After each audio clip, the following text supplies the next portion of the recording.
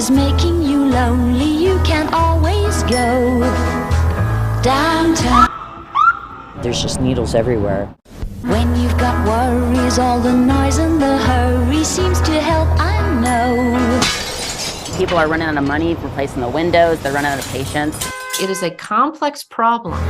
Downtown, just listen to the music, not the traffic in the city. Linger on the sidewalk where the neon signs are pretty. Right there on our awning, I'm not sure how to clean that off yet.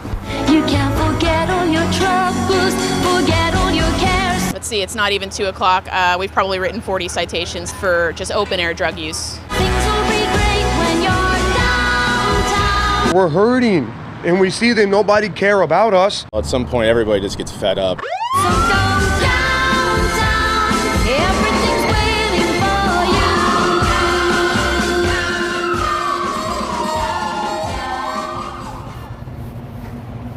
I like to walk, but walking in downtown Portland looks different these days. Some of the streets seem deserted. Some have boarded up shops. That was Louis Vuitton.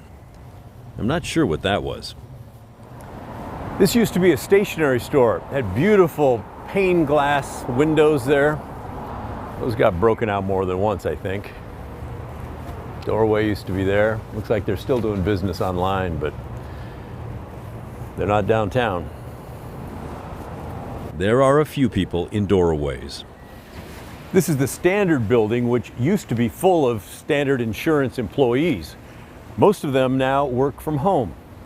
So there's not nearly as many people here as there used to be. It's not empty though. There's still a lot of tenants here in the building. This used to be a 7-Eleven store. There were often fights and problems with homeless folks here. The padlock sends a clear message now. And the flowers, they look as wilted as this corner of our city. But some areas do look better. It's nice that the Apple store is taking down the big barriers on the outside, although I looked at it a little more closely. It's actually an inner barrier. So there's still a barrier. It's just not nearly as ugly as it was. On this walk, I stopped people at random to talk about Portland. So what do you think of downtown Portland these days? It's definitely a little scary. Yeah. I mean, earlier we were walking by and some guy was holding like a taser. Oh my gosh. Really scary, yeah. This guy's a bus driver on vacation from Canada. You smell a lot of urine. I asked how he'd describe our downtown. When you get home, what will you tell your friends it was like? How would you describe our downtown? It's dead. The Oregonian reported last week that more than 20%, a fifth of office space in downtown Portland is vacant. That's according to industry analyst CoStar. If you look across the street, you see lease, lease, lease, lease. A lot of empty storefronts. It's part of a national trend for cities. A lot of people are still working from home, and companies are moving to the suburbs. But others I spoke with think downtown might be bottoming out and ready to rise again. Anthony Eddings is one of those people. But the state can come back. I got hope. I bumped into him and we talked on a corner as a woman nearby seemed to struggle with life. Turns out, he's a fan of our show. It's not too late. No! So we've seen a lot of graffiti, not very much foot traffic really. No. But once again, it'll come back. With you and people with you like you. And people like you. Thank you, sir. Yes. It'll come back. I truly believe that it is on the up. So it feels like downtown is a real mix right now. It's nothing like it was before the pandemics and riots. There are still plenty of disturbing scenes. But there are other areas too, other blocks that feel pretty safe and normal. I think the city's on the verge of getting better. I hope it continues. Every now and then we get questions from longtime viewers wanting to know, are you ever going back to your studio on the square at Pioneer Courthouse Square? We used to broadcast live from our studio at the square every day, right up until the pandemic. Well, tonight we're back. I'm Pat Doris. Welcome to The Story. Now, no, we're not back inside the studio, but yes, we are on the bricks because we thought this would be the perfect place to bring you an entire show about the state of downtown Portland. You know, downtown is one of the hottest topics that we get on this show. Anytime we mention it, you flood our emails and our voicemails with your thoughts, your comments, your concerns, and we love this. Here's one example from Jason, who writes, "Downtown Portland has become a cesspool of crime, anger, tension, and foolishness.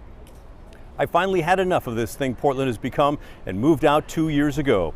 I lost faith in city leaders, the police, and I lost hope in the city that I love." Hey Jason, I got to tell you, you're not alone. We hear from a lot of people who love downtown, but say they've either moved out of the area because of it, or they're out in the suburbs and they're not coming downtown ever again. I got to tell you, we love this city too, but we realize that there are problems here. There's violence, there's crime, there's graffiti, there's drug use, mental health problems, the list goes on and on and on. But we don't want to just focus on the bad things, because there's good things too. At this square, for example, this summer there's a whole slate of concerts that are planned for free, just to entice people to come down and have some fun. We're also going to hear from a city leader, Commissioner Dan Ryan, to find out what's needed to bring downtown back to what it once was. You'll hear from him later in the show. But first, let's talk about something that used to pull big crowds into downtown, the arts. You know, concerts, theater, live performances, that sort of thing. But many of those arts organizations are struggling right now, and they say it's in part because of the perception that downtown is so dangerous. Our producer, Ashley Koch, has our story. As musicians at the Oregon Symphony rehearse on stage at the Arlene Schnitzer Concert Hall, they're laser focused, making sure they hit the right notes. But backstage, CEO Scott Showalter is worried. It's going to be a difficult business moving forward without support from our local community. There's something magical about Southwest Main and Broadway in downtown Portland. When the Arts District is up and vibrant and going, there's nothing like it. Kirk Mauser is the artistic director of Stumptown Stages, a nonprofit musical theater company. Right now, they're getting ready for their production of The Full Monty. And you can see the car right behind me. We're in the process of getting it theater ready. It opens next month in the Portland 5 Center for the Arts. A few weeks ago, we asked viewers, are you willing to come downtown to see a show or catch a concert? Many of you had no problem, like Deborah. I go down there all the time. I feel safe. I obviously pay attention, but I go to the Symphony, I go to the Keller, I see shows at the Newmark. I actually usher down there also some, but I feel fine. But others of you weren't so sure. My wife and I used to love to go to the opera. We would make the trip in and go to dinner at one of the restaurants downtown. Most of those are closed now. We would love to go back, but our kids, who are now adults, have all told us, don't, Mom and Dad, it's not safe. Don't go down there. It's that perception that the downtown arts organizations are battling. The greatest threat to the Oregon Symphony today is, in fact, the perception that downtown is unsafe. It's the #1 reason by far if people are holding back from coming to live performances. Showalter isn't just saying that. He's got data to back it up from extensive surveys with their patrons. They asked people why they weren't renewing subscriptions this year. Most of the top 8 responses had to do with the state of downtown Portland. Lack of police presence, homelessness, drug use, you name it. These issues are very familiar to all of us, but they're impacting the Oregon Symphony, whose business is predicated on in-person experiences, especially. There are other issues at play. No one gets into the arts to get rich, but across the board, it's getting harder to even survive and more expensive to do a show. Materials and supplies of just building a set and putting a show up, we see the cost of wood, lumber increasing significantly. Local grants have dropped, and Metro is raising the rent at both venues. Our rates, our total bill to use this facility, named for the Oregon Symphony, have doubled since 2016. Local government, the city and Metro, have created a chasm of $1.5 million more than was the case back in 2016. Now, it's time to have some conversations. When you're losing money and yet expenses are increasing, you can kind of see the writing on the wall. At some point you jump ship or you just no longer exist. Has there been any thought to jumping ship, moving out of Portland to somewhere else? Oh boy, yes, there has been.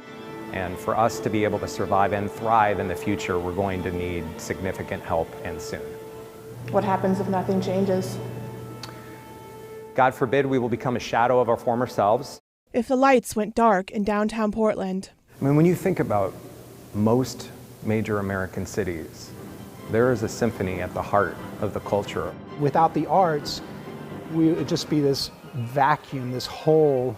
Both the Oregon Symphony and Stumptown stages have hope and a request.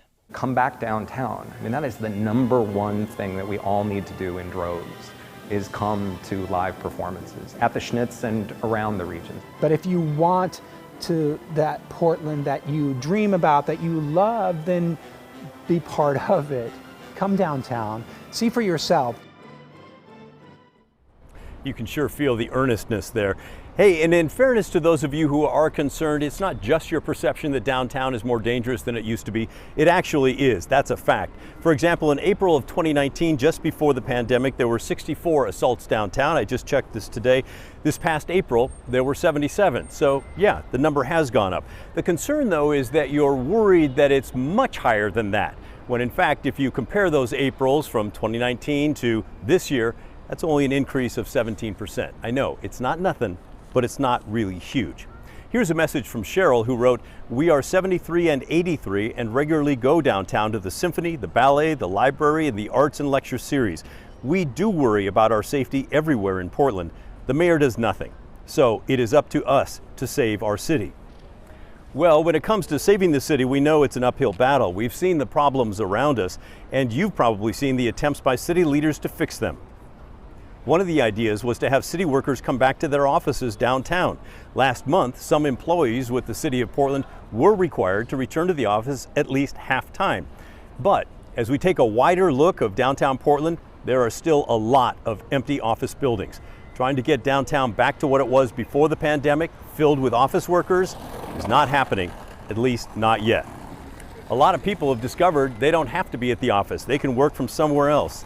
Some experts suggest that saving downtown now requires rethinking how we deal with downtowns.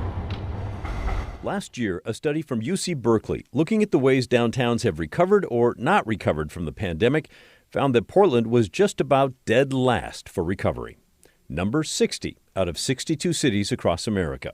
One of the researchers on the study told us it's because Portland was too reliant on office workers. Karen Chappell said that the cities that recovered faster are the ones who got away from that.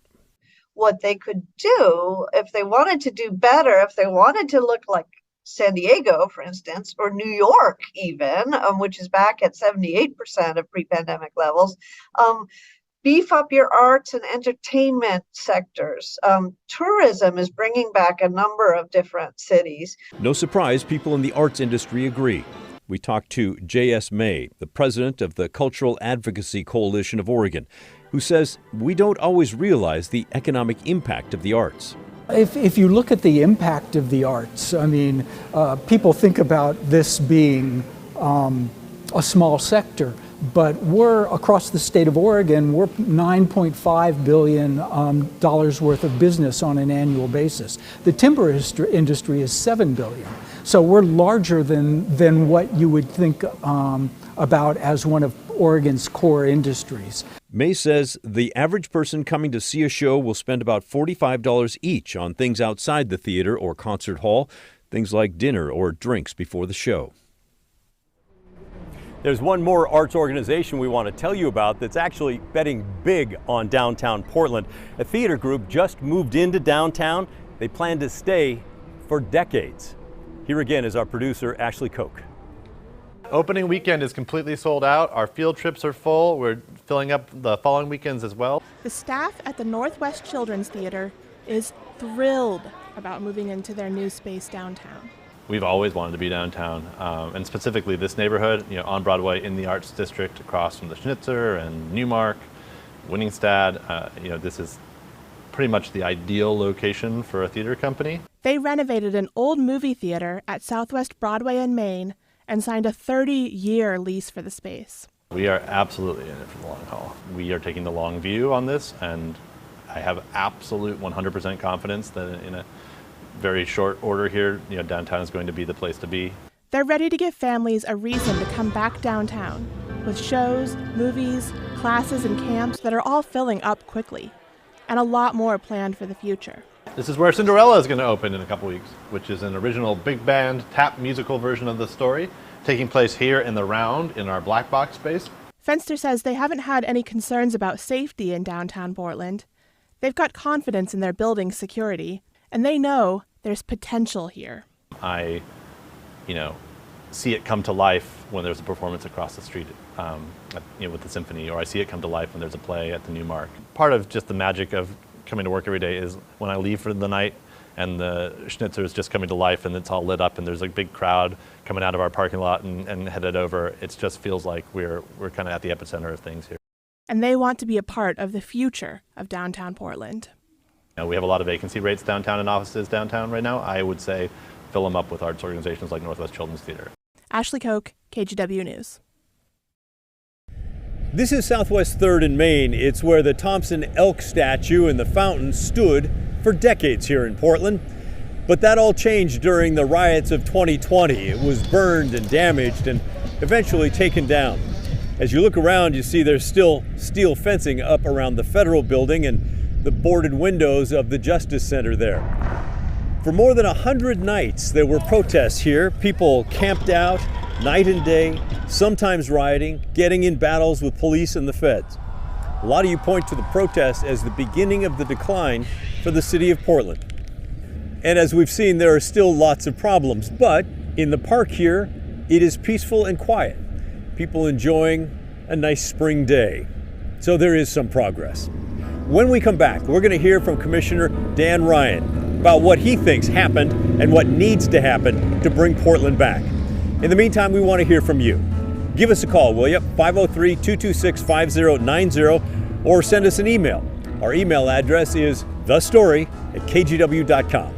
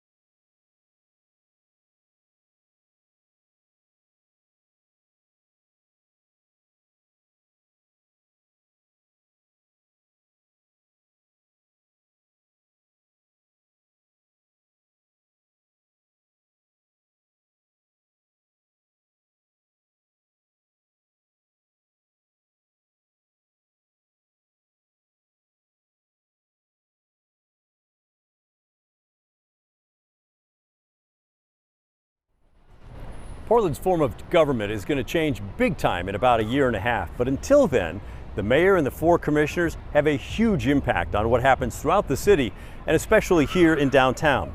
And that's why I wanted to talk to City Commissioner Dan Ryan to get his vision for the future of downtown. Thanks for making time to talk with me. Absolutely. Picked great weather, Pat. What do you think about the future of arts in downtown? Well, it's essential. I mean, we all know it's about activating downtown spaces. It's a beautiful day, and right now on this block, we're the only ones on it. I know. And we'd like, oh, sorry, there's some people over there, but we would really love to see downtown Portland activated morning, noon, and night. Yeah. It used to be busy. It did. And arts has always been that activator of activity in downtown, especially on evenings and weekends. And so you see, I know when I go out to arts events, it's really awesome to just see so many people out. Yeah. But afterwards, you want to find a restaurant that's open.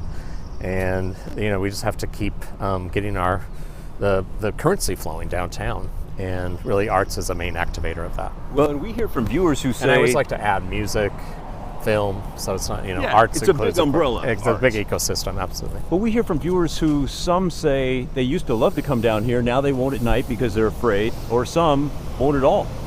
How do you get over that? Yeah, well, that's where everything's all connected. So the focused work that we're doing on community safety, I mean, when you hear from arts organizations why their patrons aren't renewing their subscriptions or why they're not coming back, it's the same complaints you hear from small businesses, the same that you hear from those who can't lease out their office spaces. It really is about community safety. We're seeing some improvements. I can say the coordination within the city is much better than it used to be.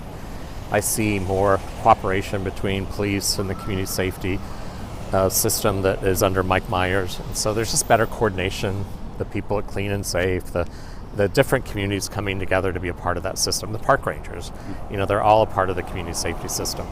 Do you feel safe downtown? I do. And one reason I feel safe is maybe because I lived in New York in the 80s, maybe because I can still run. I'm sure you can, but that should not be. Well, I'm just being honest. Like, that's one not. reason I feel safe. Yeah. So when I listen to my friends who are elders or have disabilities, and when they tell me they don't feel safe, that's who I'm advocating for. Yeah. And that's back to why people feel safe in numbers. So the activation of our streets is a safety issue. So once it's like a chicken and egg. So the same people that are afraid to come downtown, I beg of them to give it a shot. It's actually much nicer down here than people realize. And I'm hearing from more and more people that when they finally do come downtown and go to the symphony again, go to the theater again, when you saw the people that were at the opening for the Northwest Children's Theater, all the families and children that are going to be activating that space morning, noon, and night, you know, there's a joy just when people start coming back on the streets together. And we have Rose Festival coming up, which is going to really help too. That'll be great. Yeah. What about city workers? We hear people saying, how come the city workers aren't back in their buildings and filling downtown? Yeah, I think I mean, our office has been back in person for so long, I forget about that sometimes. And increasingly, we ask all of our meetings to be in person. We're finding, obviously, a lot of our city workers have never gone home because they're directly serving the public. Okay. And I know we're making headway on that. I think we'll have a rollout soon of. But like, I think the Portland City building is pretty empty, isn't it? There's supposed to, I mean, at least 1 or 2 days a week is what I'm hearing from most people over there. Yeah. But it's going to be going up. But why can't you just say 5 days a week? There's negotiations that are taking place with the labor partners. So there's unions involved, and of course, yeah, that's just how it works. Mm-hmm. Do you get the frustration of Portlanders? I'm sure you do, because we hear it. I'm sure you hear it more than I do. Oh, never. But people are like, all this money and all these problems remain. I think there's fatigue, and I understand it. I hear the frustration morning, noon, and night. I mean, I can't go to the gym. I can't go to Mass on Sunday. I can't go to New Seasons. You know, these are just a few examples where I don't hear from people or get interesting eyes from constituents. Yeah. So I'm well aware that I signed up to be part of the solution, and I'm working my tail off with partners all across government and nonprofits and private sector to keep building. And so our best days are going to come if, in fact, Portlanders dig in and actually want to be a part of the solution together. The blame game's got to end. We got to really be resilient as a city, as a collective, and have some shared accountability in all this. When it comes to talking about downtown and its future, we also want to take a look at what's working and why. When we come back, we'll see what's still bringing the crowds to downtown Portland.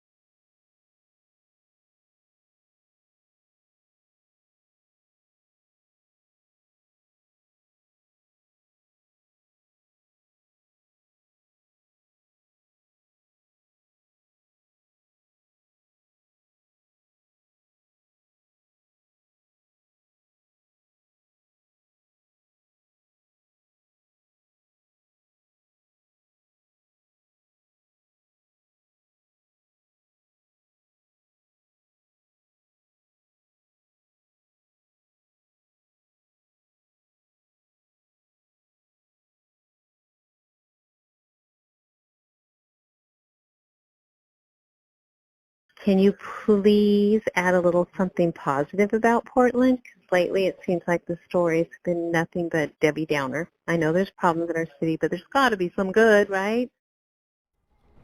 Yes, right. Thank you for that voicemail. There is some good going on down here. So let's take a look. Let's move to a more hopeful outlook for the spring and the rest of the summer. Summer promises a number of really fun events in downtown Portland. Festival season just kicked off last week with the return of Cinco de Mayo at the Waterfront Park. The crowds gathered for that show that nothing is off limits. Big gatherings like that are still going to happen. Lots of people came out to celebrate and support local businesses. Rose Festival events will be starting up later this month. They have lots of things to enjoy: parades, dragon boat races, the city fair. We went to check out the Portland Farmers Market downtown in the park blocks. Vendors say they are also excited to be there. And we're here to add beauty to it and to bring people a reason, a positive reason to come out and see what's going on, because there are a lot of really great things happening downtown. And we got this email from viewer Kathy, who wrote, "As someone who actually lives downtown, I see it finally starting to come back. I see the summer as being huge." Well, we certainly hope that's the case, Kathy. We hope that Portland is on the way back and that it will finish strong. Hey, that's our show for tonight. Thanks for joining us. Remember, our story, the collective story, well, that never ends. And send us an email, will you? Let us know if you're planning on coming downtown anytime soon. I hope you have a great night, and I hope you stick around for the 6:30 news, because that's coming up right now.